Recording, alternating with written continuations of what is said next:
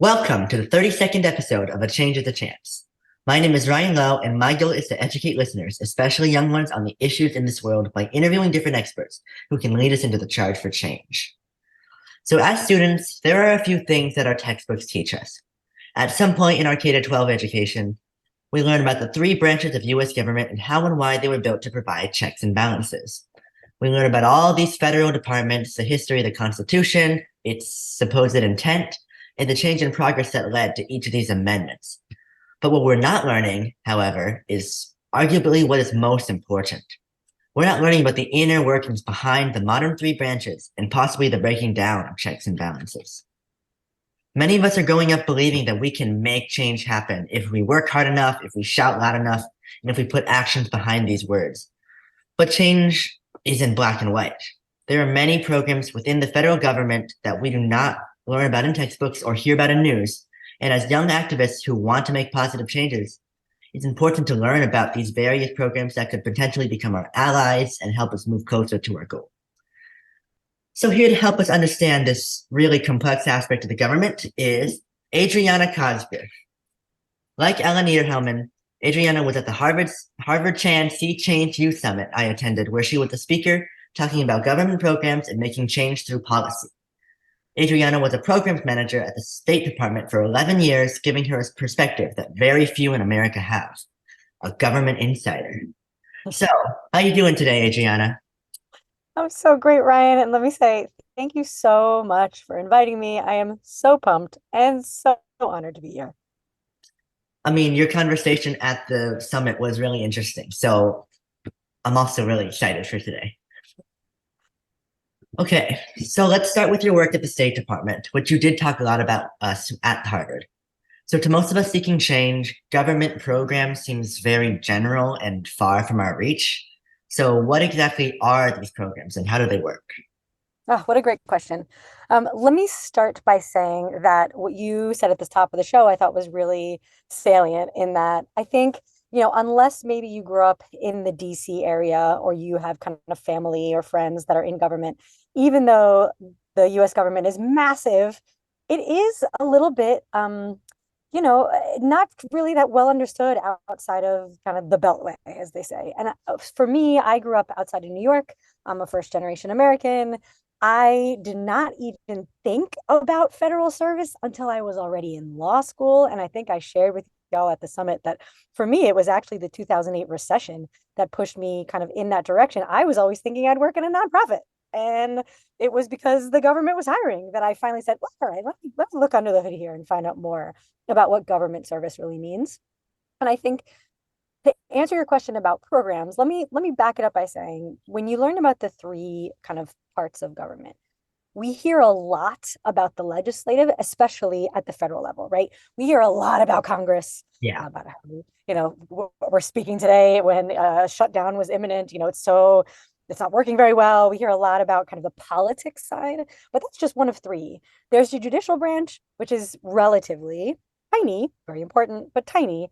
And really, when we're talking about programs, we're talking about that third branch, the executive, which I think most folks, I am putting myself in this bucket now.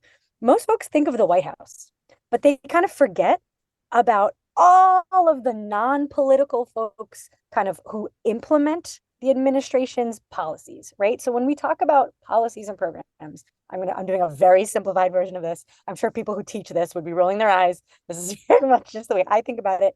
Kind of policies are a little bit political in that whoever's in power, whoever got voted in, is going to kind of set general direction on policy.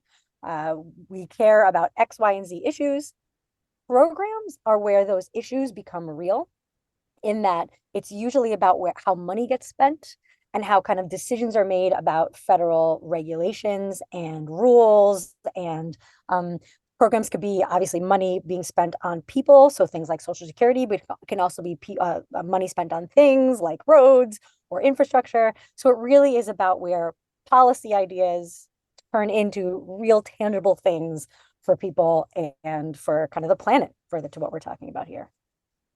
So yes, these politicians, these people at the forefront, they can say whatever they want about what they believe in, but program people in the back in the executive branch, as you're saying, they're the ones actually making this happen. Yeah, there you go. And it's not as if that, everything is kind of signed off on by folks that have been voted in, right? It's not as if there's kind of nameless, faceless, robots just deciding. It's all in line with whatever the administration's policy is at a given time. But there are actual, human people, just wonderful people who are then on the back end saying, okay, so let's say we really care about, I'm going to use climate change as an example. I know that the president just came out with a relatively new executive order around making sure that we're thinking about environmental justice as there's all these investments in green energy and infrastructure. Who's actually figuring out how we're going to do that? That's what we're talking about today. These are folks who work for government trying to figure out, all right, we know we want to do X.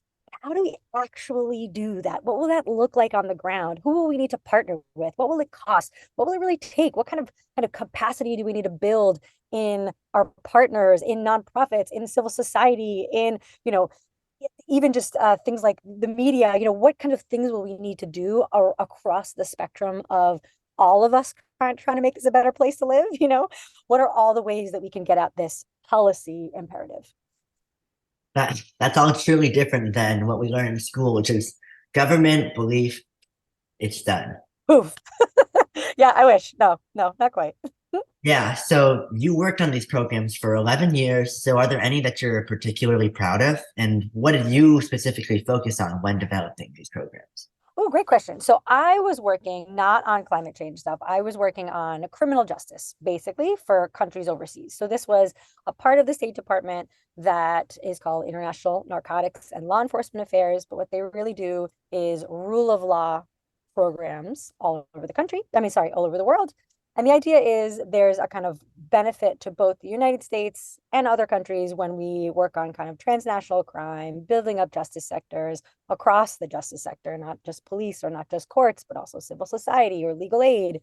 And I loved it because at the time I was hired, I worked on Afghanistan, where there we were really, the US and its allies were really working on trying to make kind of the government of Afghanistan be able to kind of implement the rule of law on their own. It was a very interesting thing, much longer conversation than a 30-minute podcast in which I have lots of thoughts.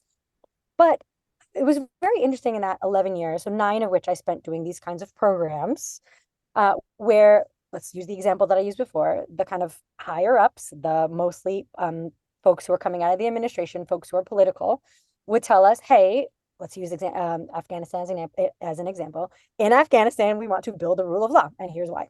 Then my office, right? People on my team, people at the embassy in Kabul would work on, okay, what does that look like in practice? That requires a lot of talking to Afghans, talking to allies, talking to folks in the US who are experts in this, thinking about international development as a practice, bringing a lot of humility to it.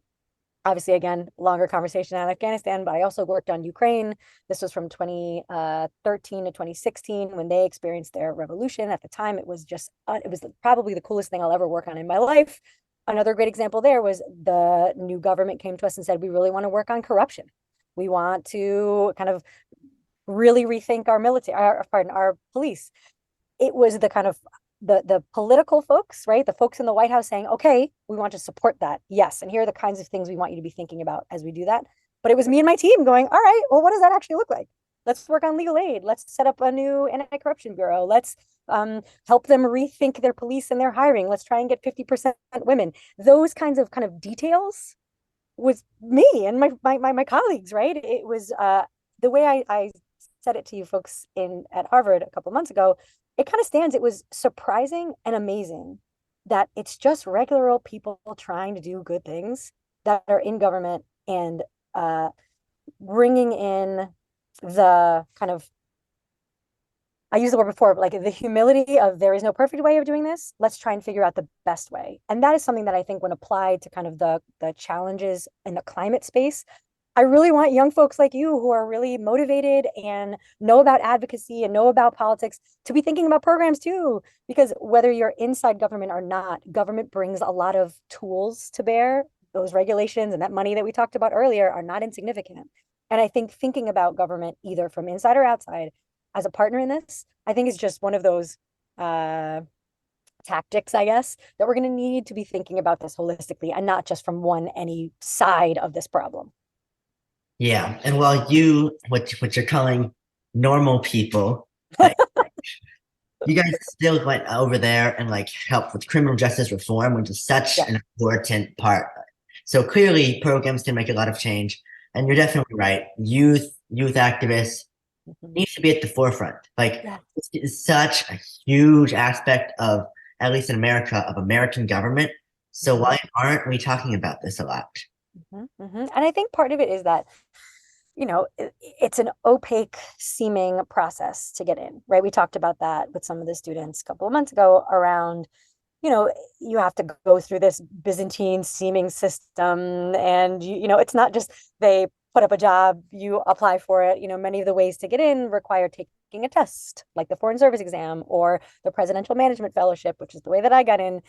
Oh, It's a bit more, right? It's a bit less straightforward. And I think also there is that aspect of if you're not in DC, it's just less a part of your life, right? There are activists all over the country, but there aren't federal government folks as much. I mean, I'm sure my friends in, for example, Department of Interior or any of those other organizations that are all over the country would be shaking their heads at me right now. But many, let's put that, federal government jobs at least tend to be in DC. And therefore, if you're not there, it feels kind of out of sight, out of mind. yeah, that makes sense. So you talked a lot about how like a what you said. You said a politician from one party who is currently in office is the one who Mhm. dictates the generalness of what programs they're making. Right. But you also talked about at the Harvard program how this doesn't, like the politics of it doesn't really affect you as much. So, how partisan are these programs? How are they funded? How does the younger generation gain knowledge and access to these? Okay, well, I'm actually going to start with the last part first because I think it's so important. The way the younger generation gets knowledge and access is already obviously through school is a great way. So if you focus on policy either in, college or grad school, that is a great way to get a sense of how things are going on. I am such a big fan of internships, especially now that Congress is putting more funding towards paid internships to make it more kind of accessible to all of us, myself included. Like I couldn't take free internships. I was working. And I think it really helps to be able to allow more folks to really be looking at this. So I encourage any kids listening, look at federal and state and local government internships because it's a great way to get a sense of kind of how these questions are answered on in the field, in real life, in the offices across the country. So to the first part of your question, we were talking about how, I was not very high up, right? I was kind of a mid-level manager. How's that? Um, and day to day, absolutely, from administration to administration, policies change, no question. For example, I was there between the changeover from Barack Obama to Donald Trump. That absolutely, there were differences in the way that those two presidents thought about foreign policy. However, in terms of the day to day operations of our programs, many more than I think folks understand are actually bipartisan. And I think part of the reason that I liked the executive branch in a way that I don't think I would have liked the legislative is that I almost think of, oh my gosh, this is going to be such a cheesy analogy, but like, okay, if the government is a big lake, the politics are like the rippling waves on the very, very top. And that's the big talking and the other side's evil and this is horrible and that's horrible. But when you get kind of, I don't know, like the 6 inches below the surface, really, you know, most folks working in government are in agreement on we're trying to not ruin the planet.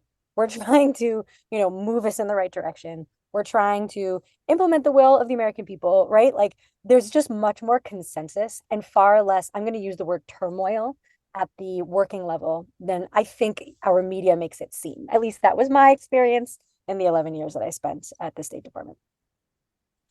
So, there are waves, and you're like fish and seaweed. There we go. There we go. We're just rolling around like seaweed, man. It's great. That's great. So let's shift gears a little bit and talk about youth activism. So Yes. there's certain idealism that if youth mobilize and protest, advocate, write, educate, all that type of stuff, change can happen. But as I'm learning, it isn't that easy to make legally binding, especially change. So those who have the power to actually change things, they don't exactly want to listen to us at the bottom picketing. Mhm. So what is your advice to young activists about this long road ahead? I love that. Let me say, I think the most straightforward answer to that question is, oh my God, vote. vote, vote, vote, vote, vote, vote, vote. Of course. Because you'd be yelling at a wall. If the wall doesn't agree with you on an environment, you can lobby and yell and pick it all you want. If they don't agree, they don't agree. So I think there's a lot about voting in at every level, right? Local elections, state elections. It's not just about voting for president. Oh my God, it's everything else. I think you're trying to vote in folks that represent youth, right? That represent the diversity of this country, that represent the opinions and the beliefs of the activists that we're talking about. I think that is probably maybe that's 95% of what I'm talking about. The other 5% is I'm using some really cheesy analogies today, but roll with me today. It's like trying to get across a massive playground, right? You're trying to get to the other side.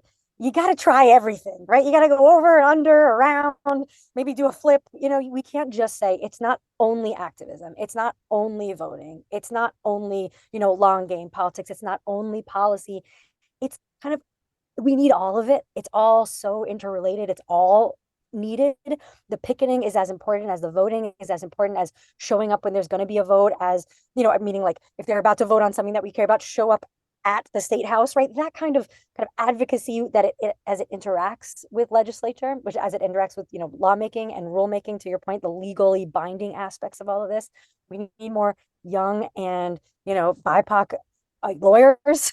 We need more folks that are just in this fight from any way that kind of appeals, right? Not everybody's going to be into activism. Not everybody's going to be into government. I mean, I remember one of my best friends, she and I graduated from law school at the same time, and we laughed because she went into kind of advocacy, nonprofit work, and I went into government, and we laughed. It was like we pick the route that fit our strengths, right? But both of us are working on the same issues, just from different perspectives. And I think it's worth, especially when you're young, being open to figuring out all different ways of getting at the same kind of underlying change that you're trying to make. Course. Nothing can be done if there isn't something happening from all ends. Exactly. Ooh, exactly. So, okay, this is quite the question. Ahead at presidential elections in 2024, there are several climate change denying, anti-women's rights, anti-LGBTQ, anti-dreamer Republican candidates. What do you think is the best way for those of us who are not old enough to vote, as you were saying earlier, but care deeply about the direction of the country and the world, to help ensure that, in America at least, we elect someone who will not turn us backwards? My God, I think the most important thing is to be engaged in any way and help in any way, even before you can vote yourself, right? So, encouraging your friends that are old enough to vote, participating in campaigns or in local election work, right? Any engagement, I think, is better than saying, well, too young, can't do anything, I'm just going to sit here, right? Like any action, I think, is going to be helpful, even frankly, in terms of your own feeling of hope, And I think, one of the nicest things about not being in government anymore is that I can say things like, oh man, I just really hope that young folks are engaged and participate in this next election so that the backsliding that you're talking about does not come to pass, because that hurts all of us. Just curious, what stopped you in the government from talking about hope and that type of stuff? Oh, you're always allowed to talk about hope. I wasn't saying that. I would have, here's a good way of talking about the issue from before, circling back to that. In government, you really don't talk about politics at work, right? You really are not sitting there going, all right, I want everybody to be voting for Barack. You really are talking about, we all take an oath of office to uphold the Constitution. You are, you're there as a nonpartisan civil servant. So if I was still at the State Department, I probably wouldn't be sitting here being, come on, telling you about which party I agree with.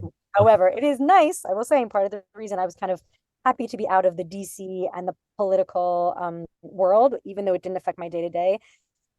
There is something to be said for being able to vocally and loudly kind of yell about which candidates you love.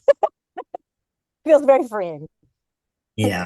And I think one of the big reasons why people are so discouraged to work in government is because no matter what, no matter where you are, there's going to be people on the far left, the far right, everywhere on the spectrum. Yeah. Right. So something that I used to talk about a lot when I was in law school, I'm sorry to interrupt, but there it takes all kinds, right? I did an internship at Human Rights Watch between my second and third year, and I loved it. What a great organization. And I remember thinking, do I want to work here or not? And I was going back and forth and back and forth. And by the way, there are some who think Human Rights Watch is centrist, by the way, but I'm just making a point here. I think there's being engaged, there's kind of taking a pure stance, there's being open to pragmatism and compromise, right? And I think everybody's somewhere on a spectrum, right? It's like, do you want only progress that is actually inclusive and right? Do you want incremental progress? Neither is right, right? They're both right, I should say, actually. And I think so much of it ends up being personal, right? Like, which fight emboldens you more? Which fight gives you more hope, to that word, right? Like, where are you going to feel more energized?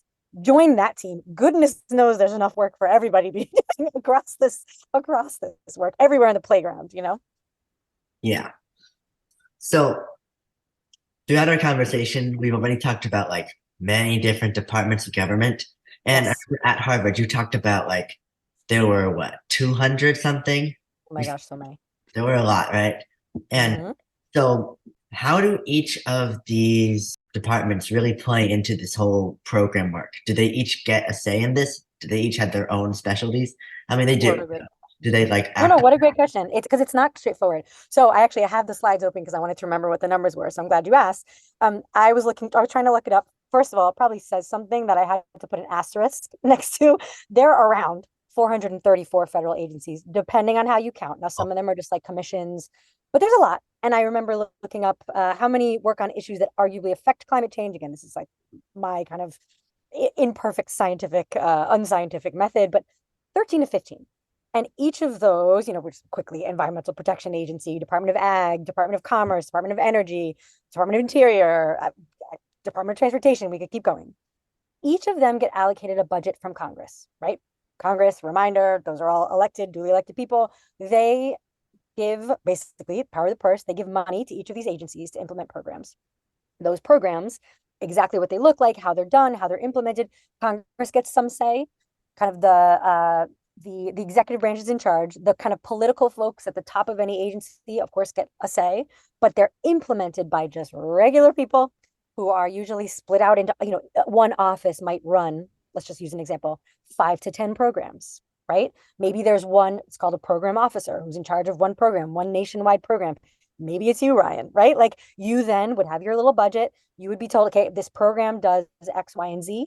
And then you would be kind of what's the word I'm looking for? Like the steward of that program, right? Making sure it's duly implemented, making sure, so much about government is about fairness and transparency. And it looks kind of, in practice, it looks a lot like making sure your I's are dotted and your T's are crossed, right? There's a way of doing it. You're making sure it's done right. But there's a lot of it that's, okay, how can we actually get at whatever the outcome we're looking for, right? And there is creativity and meaning in that. And there is a lot of listening, and there's a lot of partnering with folks inside and outside of government. And there's a lot of kind of collaboration and coordination with folks in the field, with activists, with local government, with folks across the interagency. It's very, here's a good way of saying it. I was surprised when I got into government at how people focused it was. I thought it was going to be very budget and contracts, but I was like, oh my God, it's humans. It's people. It's a lot of talking, right? It's a lot of trying to figure out what's going on. It's talking to folks locally. And for us, it was overseas, like talking to folks locally, figuring out what's happening, what needs to change, looking over the horizon, thinking strategically. A lot of using your brain, right, to try and do good. Yeah, that is really great. I mean, another reason why people like don't want to go into the government area is because it seems to budget, money, everything like Right, that. right. But And it's it not. I mean, seems, yeah, of course, that's part of it. And we should also say for your listeners, that's part of the reason that you can have so much of an effect in government. Let's be honest about that. I mean, of now course, I work consulting with nonprofits. I mean, some of the biggest nonprofits in this country don't come close to the level of resources that government can bring to bear to really in terms of affecting change. My goodness, it's hard to get anywhere close to that in the private sector or in the public, in the nonprofit sector, right? It's a lot easier to affect lots of folks, lots of things from government just because of the size and the scope and, to your point, the money, right? So that's another thing to kind of bear in mind. Affecting change is a lot easier to do from that kind of seat. Well, maybe nonprofits should start charging taxes too. I could probably think of a few nonprofits that would be down for that for sure. Of course. So, Adriana, you've been involved in so many different fields. So, my last question is, what is next for Adriana Cosgriff? Oh, what a sweet question. Well, I left the State Department sadly, but excitedly about 2 years ago. And I really wanted to start working domestically again. And my background from undergrad, which you know, was in organizational psychology. And I really love kind of making groups work well together. So organizational psychology was a real big interest of mine. And the nonprofit space for our conversation before law school, during law school, even during my time at state, I was a grant maker to many US and international nonprofits. So I really wanted to kind of get back into the domestic space. I've been working with a lot of organizations. My company is called Capacita, and we've been consulting with a lot of folks in the kind of criminal justice reform space. That's an interest of mine. And also in the climate and environment and conservation space, because I don't think you can kind of be a person in America today looking at the future and not caring about trying to do your part for that. So my team and I, my small but mighty team, we are really looking forward to continuing to working with organizations like that, trying to kind of bring our expertise and strategy and grants to helping them do their job better. It's something that I'm really proud of being able to do. And I hope we'll be able to keep doing it for a long time. Thanks so much for inviting me again, Ryan. It's such an honor to be here on your podcast. I mean, Adriana, I just want to say thank you for being, well, first of all, a speaker at the Harvard program. And then, yeah, as we're talking about now, as being part of the podcast. I mean, this really is something I have not known much about, and I bet a lot of listeners have not known much about. And the more youth like me hear the inner workings from experts like you, the more we'll understand the many facets of change making as we talked about and help us make a real, actual use of our voice. And so I was very inspired by you during our summer talk. That's why I really wanted to talk to you here. And I know your words here are going to give my listeners this encouragement to fight for climate and justice. So thank Yes. you so much. I hope that everybody comes out of this conversation just super pumped to go on the internet and look for internships. Thanks so much, Ryan. Yeah. Thank you so much, Adriana. That's it for the 30-second episode of A Change is a Chance. I hope you learned something, and I'll see you in the next episode.